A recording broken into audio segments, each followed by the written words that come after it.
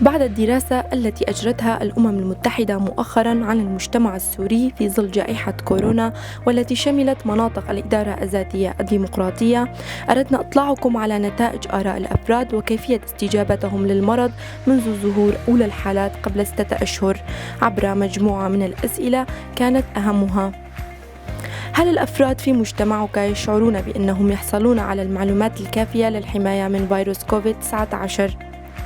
كانت الأجوبة بالنسبة لسوريا عامة تميل إلى نعم بنسبة 53% ولا بنسبة 47%. أما بالنسبة لمناطق الإدارة الذاتية الديمقراطية كانت الأجوبة نعم بنسبة 58% ولا بنسبة 42%. ما هي مصدر مجتمعك الرئيسي للحصول على المعلومات الكافية للحماية من فيروس كوفيد-19؟ كانت الأخبار المرئية مصدراً أساسياً بالنسبة لسوريا عامة بنسبة تصل إلى 27%. مواقع التواصل الاجتماعي بنسبة 24%. حكومة الإدارة الذاتية الديمقراطية مصدراً للمعلومات بنسبة 19%. الحكومة المركزية بنسبة 14% كمصدراً للمعلومات. ما هي أكثر الجوانب التي يجهلها أفراد مجتمعك عن هذا المرض؟ كانت الأجوبة في سوريا عامة تميل بنسبة 58% حول موضوع العلاج، ومن ثم مواضيع مثل كيفية الوصول إلى الاختبارات، توصيف الأعراض، وانتشار المرض.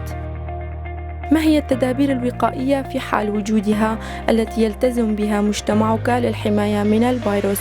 كانت الأجوبة في سوريا عامة ومناطق الإدارة الذاتية هي النظافة الشخصية بنسبة 75%، ومن ثم التدابير مثل ارتداء القناع، عزل الحالات التي تواجه خطورة عالية في حال الإصابة، التباعد الاجتماعي وغيرها من التدابير. لماذا تعد هذه التدابير صعبة التطبيق في مجتمعك؟